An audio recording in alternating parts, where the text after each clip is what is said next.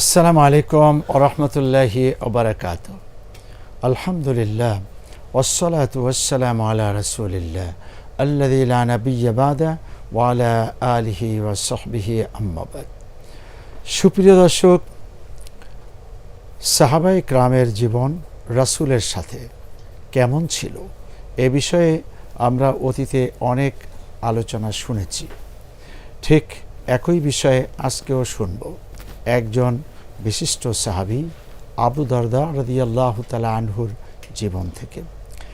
রাসূলে কারীম সাল্লাল্লাহু আলাইহি ওয়াসাল্লামের সঙ্গে সাহাবায়ে কেরামের জীবনটা আসলেই জানা দরকার, এজন্য যে এখান থেকেই আমাদের জীবনে আছে মাইল ফলক, শিখতে পারবো দিকপাল, পাবো একটা দিগন্ত, এবং সেটাকে ধরে চললে পরে আমাদের জীবনে বিভ্রান্তির সম্ভাবনা কম। এজন্য জানব এবং মানব। জানাবার জন্য আমাদের স্টুডিওতে আছেন বিশিষ্ট আলেম দ্বীন অধ্যাপক আনম রশিদ আহমদ মাদানী। আসসালামু আলাইকুম ওয়া রাহমাতুল্লাহি ওয়া বারাকাতুহু। ওয়ালাইকুম আসসালাম ওয়া রাহমাতুল্লাহি ওয়া বারাকাতুহু। আহলান ওয়া সাহলান। মোহতারামকে প্রথম জানতে চাচ্ছি আবু দারদা রাদিয়াল্লাহু তাআলা আনহু, তার জন্ম বংশ পরিচয় নিয়ে কথা বলবেন। জাযাকাল্লাহু খাইরান। যেমনটি আপনি বললেন, আমাদের যে আয়োজনের নাম হচ্ছে রাসূল সাল্লাল্লাহু আলাইহি ওয়াসাল্লামের সাথে সাহাবায়ে কেরামের জীবন। উদ্দেশ্য মহৎ, যে সাহাবায়ে কেরাম রাসূলকে মডেল হিসেবে গ্রহণ করে তাদের জীবনটা কিভাবে সাজিয়েছেন। তা দুঃখজনক হলে সত্য যে আমরা এইসব কথা বলি, শুনি আগ্রহের সাথে, আমাদের জীবনটাকে আমরা ওইভাবে গড়ে তোলার জন্য যে সিদ্ধান্ত নেওয়া প্রয়োজন সে সিদ্ধান্ত নেই না। আবু দারদা রাদিয়াল্লাহু তাআলা আনহু, তার স্ত্রীকে বলা হয় উম্মুদ দারদা, তাদের সন্তানের নাম ছিল দারদা। আবু দারদার মূল নাম হচ্ছে ওয়াইমের বিন আমের। মদিনা, তার জন্ম 886 খ্রিস্টাব্দে। তাহলে আমরা ধরে নিতে পারি মুহাম্মদ সাল্লাল্লাহু আলাইহি ওয়াসাল্লাম যদি 570 জন্ম নেন, তিনি রাসূলুল্লাহ থেকে 16 বছর বয়স তার কম। মদিনার আদিবাসী, তিনি খাজরাজ গোত্রের লোক। আর তার যে পরিবারের লোকজন তার আগে ইসলাম গ্রহণ করেছে, তিনি সর্বশেষ ব্যক্তি তার পরিবারে ইসলাম গ্রহণ করার দিক থেকে। এইগুলো তার ইসলামের সাথে সাথে তার পরিচয়ের সাথে তার ইসলাম গ্রহণ করাটাও এসে গেল এইখান থেকে। যে আপনি বললেন আবু দারদা ও উম্মুদ দারদা, আসলে দারদার বাবা দারদার মা, এইভাবে যে পরিচয়টা, এর মধ্যে মহত্ব কি? আচ্ছা, ব্যাপার হচ্ছে কি, তখনকার আরব কালচার, এখন অনেকটা আরব কালচার, এটি তারা ওই ছেলে মেয়ের নামেই বেশি পরিচিত হয়ে যায়, এটা একটা কালচারের অংশ। আমাদের এই অঞ্চলেও যে কোনো ব্যক্তির ছেলে মেয়েরা যখন বড় হয় এবং মোটামুটি তারা শিক্ষা দীক্ষা একটা ভালো অবস্থান তৈরি হয়, তখন ওই সন্তানের নামে অনেকটা পরিচিত হয়ে যায়।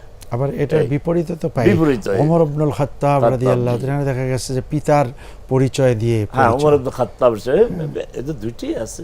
আচ্ছা আচ্ছা আচ্ছা, এখন আমরা আবার চলে আসি যে ইসলাম গ্রহণটা তার। আমরা সবাই জানি যে মক্কায় থেকে যারা মদিনায় হিজরত করে এসেছে তারা মুহাজির, মানে হিজরতকারী। আর মদিনার ভিতর থেকে যারা তাদেরকে রিসিভ করেছে, আশ্রয় দিয়েছে, তাদের পাশে দাঁড়িয়েছে, তারা হচ্ছে আনসার, মানে সাহায্যকারী।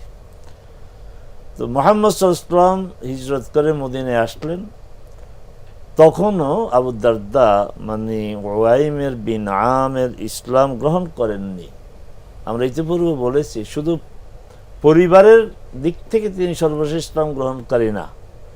যেসব সাহাবী মুহাজিরদেরকে আশ্রয় দিয়েছে, সাহায্য করেছে, সাপোর্ট দিয়েছে, তাদের মধ্যে তিনি সর্বশেষ ইসলাম গ্রহণ করেছেন। তার ইসলাম গ্রহণটা ছিল বদর যুদ্ধের পরে। এই জন্য তিনি বদর যুদ্ধে অংশগ্রহণ করতে পারেননি। পরবর্তীতে তিনি সবগুলি যুদ্ধেই অংশগ্রহণ করেছেন। রাসূল সাল্লাল্লাহু আলাইহি সাল্লাম মদিনায় যারা হিজরত করে এসেছে তাদের মধ্যে একটা ভ্রাতৃত্বের বন্ধন সৃষ্টি করে দিয়েছেন, এটাকে মুআখাত বলা হয়। মানে একজন মুহাজির আরেকজন আনসারী, তোমরা দুজন ভাই ভাই। রাসূল এখানে প্রসঙ্গক্রম বলতে হয় যে রাসূল সাল্লাল্লাহু আলাইহি সাল্লাম মদিনায় যখন আসলেন, তিনি একদিকে রাসূল, তিনি এখানে এসে একটা স্টেট প্রতিষ্ঠিত করলেন। সেই স্টেটের প্রধান হলেন তিনি, রাষ্ট্রপ্রধান বা সরকার প্রধান, যাই হোক। ইসলাম একটা রাজনৈতিক শক্তি হিসাবে মদিনাতে এসেছে, প্রতিষ্ঠিত হয়েছে এবং প্রতিষ্ঠিত ছিল মদিনা। তিনি এসে মৌলিকভাবে তিনটি কাজ করলেন। একটি কাজ হচ্ছে বান্দার সাথে আল্লাহর সম্পর্ককে আরো বলিষ্ঠ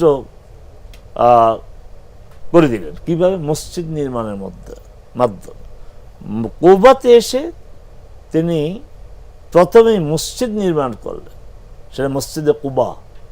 অতএব এই বিষয়টা আমাদের জানা দরকার যে মসজিদে নববী গুরুত্বের দিক থেকে, মর্যাদার দিক থেকে পৃথিবীর দ্বিতীয় গুরুত্বপূর্ণ, দ্বিতীয় মর্যাদা সম্পন্ন মসজিদ। প্রথম হচ্ছে মসজিদে হারাম, যেটা বাইতুল্লাহ কাবা কেন্দ্রিক। দ্বিতীয় হচ্ছে মসজিদে আল মসজিদ আন নববী আশ-শরীফ। তৃতীয় হচ্ছে মসজিদ আকসা। কিন্তু নির্মাণের দিক থেকে, মসজিদ বানানোর দিক থেকে কুবা হয়েছে মসজিদে নববীর আগে। তিনি কুবাতে মসজিদ স্থাপন করেন। এই জন্য কুবারও কিন্তু মর্যাদা আছে। রাসূল সাল্লাল্লাহু আলাইহি সাল্লাম প্রায় তিনি ঘরে ওযু করে, পায়ে হেঁটে বা ঘোড়ায় চড়ে তিনি কুবাতে যেতেন এবং 2 রাকাত সালাত আদায় করতেন। রাসূল ইসলামের এই যে সুন্নতটা প্রতিষ্ঠিত করলেন, সেই সুন্নতের উপর এখন আমল হচ্ছে। যারা হজে যায়, উমরা যায় বা মক্কার মদিনার যারা স্থায়ী অধিবাসী, তারা এই কাজটা করেন। ওখানে গিয়ে 2 রাকাত সালাত আদায় করে রাসূল একটা উমরার সওয়াব পাওয়া যাবে। তাহলে মসজিদে হারাম, মসজিদে নববী, মসজিদে আকসার, এই 3 মসজিদের তো মর্যাদা, অনেক মর্যাদা রয়েছে। এই 3 মসজিদের বাইরে শুধু মাত্র মসজিদে কুবার একটা বিশেষ মর্যাদা, যে সেখানে আপনার ঘর থেকে উজু করে গিয়ে ওখানে 2 রাকাত সালাত আদায় করে। আমরা আবার ফিরে আসি। তবুও এখানে আপনার কথা থেকেই মসজিদে নববী এই কথাটা কেন? এটা ভালো কথা যে আসলে এই যে মদিনা, এই মদিনার নামটা ছিল না, এই নামটা ছিল ইয়াসরাব। রাসূল সাল্লাল্লাহু আলাইহি সাল্লাম মদিনায় আসার পরে রাসূলের মর্যাদা, রাসূলের সম্মানের কারণে এটার ইয়াসরাব নেই। এটাকে বলা হয় মদিনাতুর রাসূল সাল্লাল্লাহু আলাইহি সাল্লাম, রাসূল সাল্লাল্লাহু আলাইহি সাল্লাম শহর। কিন্তু এখন আরবি ব্যাকরণের একটা দিক আছে, যখন মানে এটাকে মুদাফ ইলাইহি বলা হয়, যার সাথে আপনার সম্পর্ক পরেরটার সাথে, এটা যখন বাদ দিয়ে দেওয়া হয় তখন একটা আলিফ লাম বসে। মূল নাম ছিল মদিনাতুর রাসূল, এখন হচ্ছে আল মদিনা। আল মদিনার সাথে আরেকটা শব্দ হয়ে গিয়েছে আল মদিনা আল মুনাওয়ারা। দেখুন, মক্কায় রাসূল সাল্লাল্লাহু আলাইহি ওয়াসাল্লাম জন্মগ্রহণ করেছিলেন, এই মক্কার নাম ছিল মক্কা। কিন্তু মুহাম্মদ সাল্লাল্লাহু আলাইহি ওয়াসাল্লামের জন্ম হয়েছে, সেখানে তিনি রিসালাত প্রাপ্ত হয়েছেন, তখন থেকে আর মক্কা মক্কা না, মক্কা আল মুকাররমা, মক্কা আল মুকাররমা। মদিনাতে আসার পরেও তিনি এখন ইয়াসরাব না, আর শুধু মদিনাতুর রাসূল সাল্লাল্লাহু আলাইহি ওয়াসাল্লাম। এখন যেই মসজিদ মুহাম্মদ সাল্লাল্লাহু আলাইহি ওয়াসাল্লামের নিজের হাতে গড়া, সেটাও মসজিদুর রাসূল বা মসজিদ নবী সাল্লাল্লাহু আলাইহি ওয়াসাল্লাম, সংক্ষেপে বলা হয় আল মসজিদ আল নববী। আলিফ লাম দিলে মসজিদে নববী। আচ্ছা, যে কথা আমরা বলছিলাম যে একটা কথা হচ্ছে আল্লাহর সাথে বান্দার সম্পর্ক, এই ভিত্তি কিভাবে দৃঢ় হবে? মসজিদ করলেন, এক। দ্বিতীয় হচ্ছে আল মুআখাত বাইনাল আনসার মুহাজিরিন আল আনসার, আনসার মুহাজিরিনদের ভ্রাতৃত্ব। কারণ যারা হিজরত করে সব ছেড়ে আসছে, বাড়ি ঘর আসবাবপত্র, একটা উটে বা একটা আপনার গাধা বা একটা ঘোড়াতে কতটা ধরে, দীর্ঘদিনের তার সংসার, 20 বছর 30 বছর 40 বছর সংসার, এই সংসার জীবনের অনেক কিছুই তারা সেখানে ফেলে আসছেন।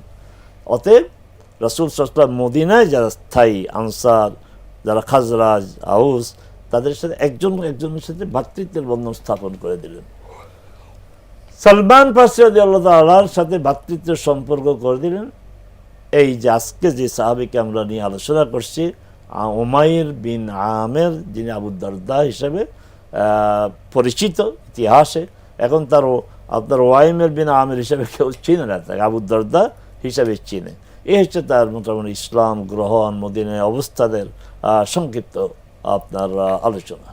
রাসূল করিম সাল্লাল্লাহু আলাইহি ওয়াসাল্লামের সান্নিধ্যে এসে তিনি হয়তো ইসলামের খেদমত, জিহাদে অংশগ্রহণ, সরাসরি রাসূলের খেদমত এবং দ্বীনের মধ্যে তার বিভিন্নমুখী অবদান, এই বিষয়গুলিতে যদি একটু পাঠ করে বলেন, অর্থাৎ কি কি খেদমত তিনি এখানে উল্লেখযোগ্য। মৌলিকভাবে তার অবদান হচ্ছে রাসূল সাল্লাল্লাহু আলাইহি সাল্লাম জীবদ্দশায় যারা গোটা কোরআনকে আত্মস্থ করেছে, আয়ত্ত করেছে, বা হাফিজুল কোরআন 4 জন, এবং রাসূল সাল্লাল্লাহু আলাইহি 4 জন থেকে কোরআন নেওয়ার কথা বলেছেন।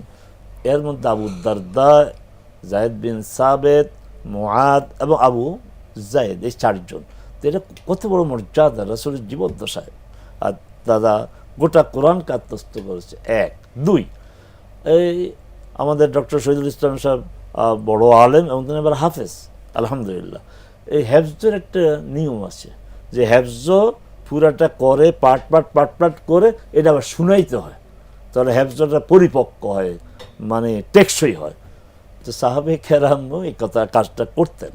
এবং রাসূল নিজেও দেখেন প্রতি রমজানে রাসূল সাল্লাল্লাহু আলাইহি সাল্লাম যতটুকু নাজিল হয়েছে ততটুকু জিবরিল আমিন রাসূল সাল্লামকে পড়ে শুনাইতেন, রাসূল সাল্লাল্লাহু আলাইহি ওয়াসাল্লাম জিবরিল আমিনকে পড়ে শোনাতেন। আল্লাহর কিতাব যারা হেফজ করে, এটা আল্লাহর কিতাবকে ধারণ করার, টিকসই করার জন্য এটা করতে হবে, রাসূল সাল্লাল্লাহু আলাইহি ওয়াসাল্লাম করেছেন। তো এখন আবু দারদা রাদিয়াল্লাহু তাআলা আনহু হেফজ করে শুনাইছেন কাকে? যার উপরে কোরআন নাজিল হয়েছে, স্বয়ং মুহাম্মদ সাল্লাল্লাহু আলাইহি ওয়াসাল্লামকে তিনি এই কোরআন শোনাতেন। কত মর্যাদার এই একটি। আর তার জ্ঞান, কোরআন চর্চা, গবেষণার কারণে রাসূল সাল্লাল্লাহু আলাইহি ওয়াসাল্লাম তাকে বলছেন হুয়া হাকিমুল উম্মাহ বা হাকিমুন ফিল উম্মতি। এখন একটু কথা বলতে হয়, আমি বিনয়ের সাথে বলছি, কেউ এই ব্যাপারে মনে কষ্ট নেবেন না।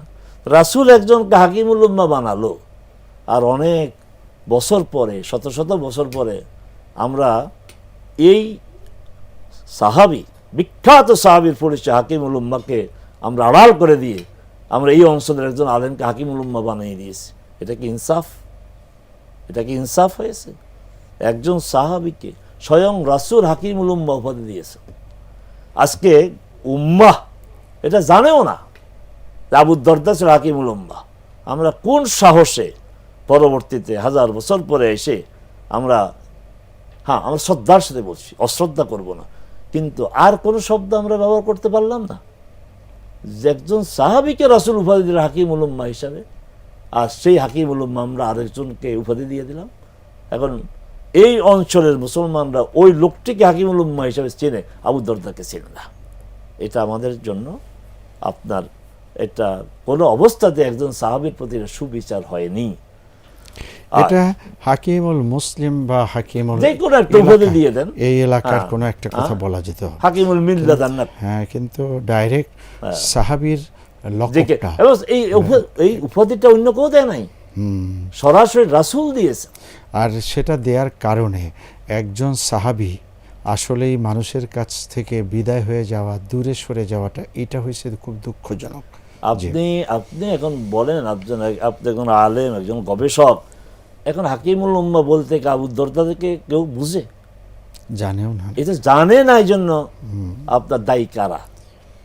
আমি শ্রদ্ধা রেখে বলছি। জি। আচ্ছা, আমরা জানলাম কোরআন কেন্দ্রিক তার একটা বিশাল বড় অবদান। আবার হলো যে রাসূল করিম সাল্লাল্লাহু আলাইহি ওয়াসাল্লাম তাকে ঠিক এতটাই আস্থার জায়গায় পেয়েছেন যে তাকে এমন সুন্দর একটি উপাধি দিয়েছেন। দিয়েছে। জেহাদে বা হাদিস বর্ণনার ক্ষেত্রে তার অবদানটা একটু বলুন। উনি জেহাদের বলতে আমরা একটু আগেও বলেছি, বদরের যুদ্ধে তিনি অংশগ্রহণ করতে পারেননি, কারণ বদরের পরে তিনি ইসলাম মানে বদরের ইমিডিয়েট পরে তিনি ইসলাম গ্রহণ করেছেন। বদর হয়েছে দ্বিতীয় হিজরিতে, তিনি এরপরে উহুদে অংশগ্রহণ করেছেন। ওহদ, তারপরে আপনার আহজাব, এই সকল যুদ্ধে রাসূল সাল্লাল্লাহু আলাইহি ওয়াসাল্লামের সাথে তিনি ছিলেন এবং উহুদে তিনি গুরুত্বপূর্ণ ভূমিকা পালন করেছেন রাসূল সাল্লাল্লাহু আলাইহি ওয়াসাল্লামকে প্রটেকশন দেওয়ার ক্ষেত্রে, এবং তিনি সেখানে প্রচণ্ড আঘাত পেয়েছেন, আহত হয়েছেন রাসূল সাল্লাল্লাহু আলাইহি ওয়াসাল্লামকে প্রটেকশন দেওয়ার জন্য। এই ছিল তার আপনার হাদিস বর্ণনার ক্ষেত্রেও তার হাদিস সংখ্যা, যেমন আব্দুল্লাহ বিন ওমর, আব্দুল্লাহ বিন আব্বাস, আবু হুরায়রা, আয়েশা, তার হাদিসের পরিমাণ এত বেশি না যতটা ওই অন্যান্যদের হাদিস হাদিস বর্ণনা বেশি করেছেন। এটাও সমস্যা না। আল্লাহ এই দিনকে টিকিয়ে রাখার জন্য কাউকে কোরআনের আপনার সেবক বানিয়েছেন, গবেষক বানিয়েছেন, হাফেজ বানিয়েছেন, কাউকে আবার হাদিস চর্চার আপনার দিয়ে কাউকে বেশি করেছেন, কাউকে আবার গবেষক বানিয়েছেন। তিনি একাধারে আপনার ছিলেন, উনি সাহাবে কেরামের মধ্যে অন্যতম ফাকিহ ছিলেন। হাদিসের আলোকে গবেষণা করে তিনি ফাকিহ বিষয়ে সিদ্ধান্ত দিয়েছেন।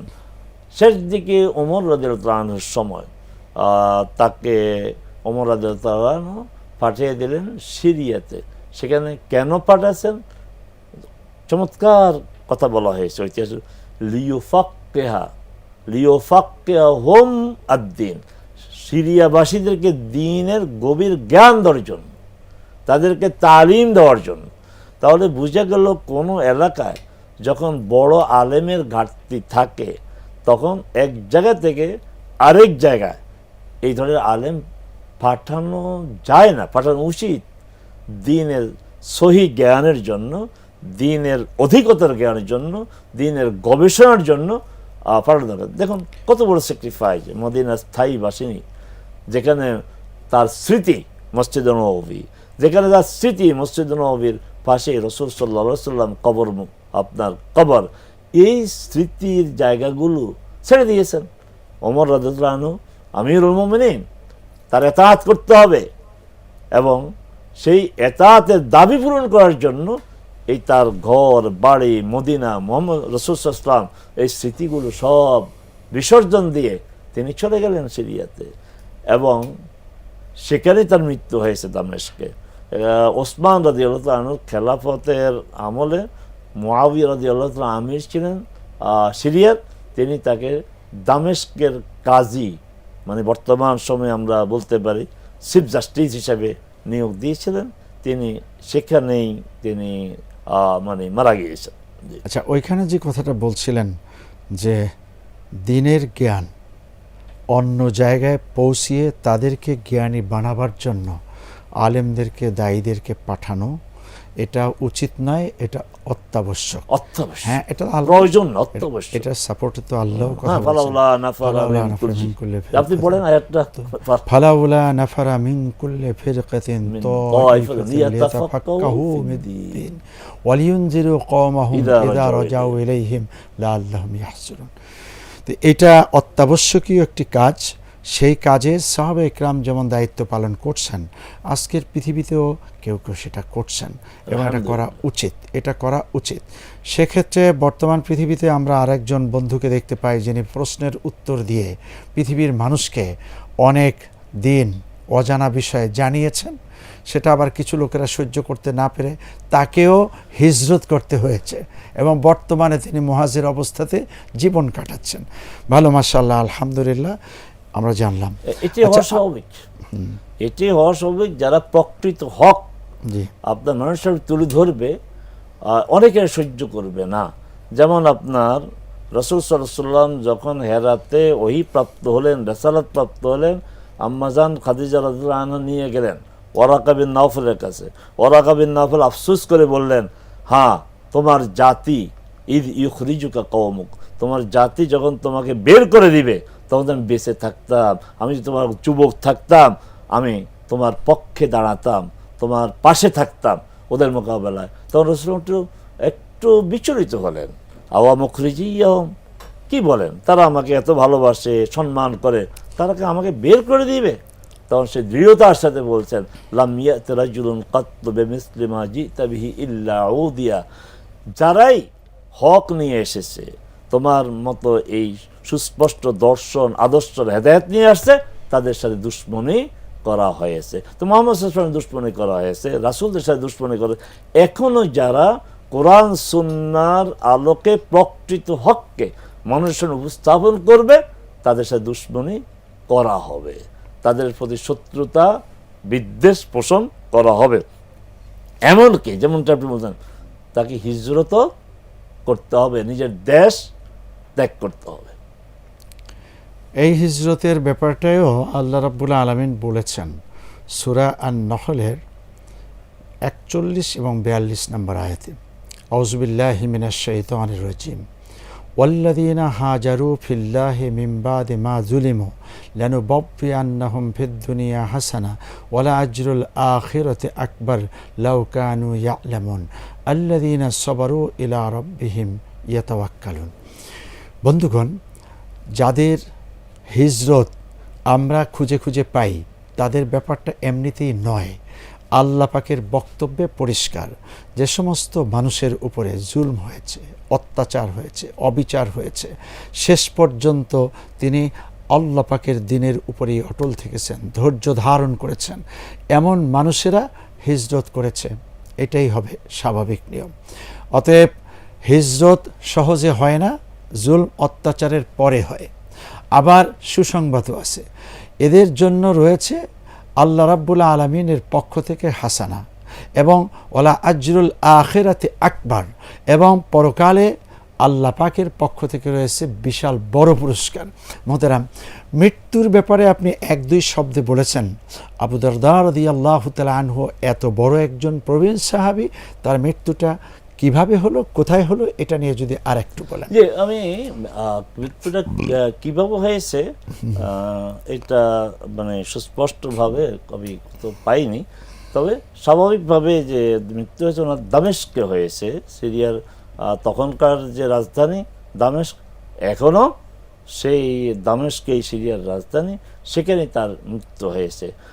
একটু বিষয় বলা দরকার, উনি খুব বেশি এবাদত মানে করতেন। দিনে আপনারা রোজা রাখতেন, রাতে তিনি রাত জেগে নামাজ পড়তেন। তা এখানে তার স্ত্রী একটা অনুযোগ ছিল, ওই যে তাকে ভাই বোন সালমান রাদিয়াল্লাহু আনহু, সালমানের কাছে বিষয় বললেন। তখন সালমান রাদিয়াল্লাহু আনহু তার বাসায় মানে সব পরিণত হয়ে মেহমান হলেন। তো ওখানে মেহমান গেলে খাওয়াইতে হয়, তখন বললেন তুমি খাও, কারণ আমি তো রোজা, আমার সাথে খাও, আল্লাহর কসম করে আমার সাথে খাইতে হবে, জোর করে খাওয়াই দিস। এরপর রাতে ঘুমাইছে, ঘুমানোর পরেই এবার বন্দি করে উঠছে, থামে দেখো না, সকালে এবার বন্দি করতে হবে, আমি তোমার জাগাবো। পরে রাসূল সাল্লাল্লাহু আলাইহি ওয়াসাল্লামের কাছে বিচার দিয়েছে আপনার আবু দারদা, যে আপনার এই যে সালমান আমাকে ভাই বানিয়ে দিলেন, সে আমার রোজা ভাঙাইছে, রাতে আমাকে নামাজ পড়তে দেয় নাই। তখন উনি আপনার পুরো ঘটনা বলার পরে রাসূল সাল্লাল্লাহু আলাইহি ওয়াসাল্লাম ওই একই হাদিস আব্দুল্লাহ বিন মানে আমর রাদিয়াল্লাহু আনহু যে বলেছেন, ইন্না লিজাসাদিকা আলাইকা হাক্কান ওয়া ইন্না লিজাওজিকা আলাইকা হাক্কান, তোমার উপরে তোমার শরীরের অধিকার আছে, তোমার স্ত্রীর অধিকার আছে। তো এখান থেকে আমাদের শিখতে হবে যে আল্লাহ রাসূলের চেয়ে আমরা একটু আল্লাহকে বেশি ভয় করি না। আমাদেরকে এমন জীবন যাপন করতে হবে, আমরা ইবাদতও অবশ্যই করব, আবার আমাদের দেহের হক, স্ত্রীর হক, আমাদের যে কর্মক্ষেত্র, সব হক দায়িত্ব আমরা পালন করতে পারি, এই চেষ্টা আমরা করব। এটি হচ্ছে মধ্যম পন্থা। ইসলাম মধ্যমপন্থী দিন, মুসলিম উম্মাহ মধ্যমপন্থী উম্মাহ, আমাদের মধ্যম পন্থার বহিঃপ্রকাশ ঘটাতে হবে। ব্যালেন্স, ভারসাম্যপূর্ণ ইসলাম। আমরা যেন ইসলামের ব্যাপারটা বুঝে আমাদের জীবনটাও সঠিক পথে ভারসাম্য রক্ষা করে পরিচালনা করি। আল্লাহ রাব্বুল আলামিন সে তৌফিক এনায়েত করুন। আপনাকে হাইয়াকুমুল্লাহ। জাযাকুল্লাহ। আসসালামু আলাইকুম ওয়া রাহমাতুল্লাহি ওয়া বারাকাতুহু।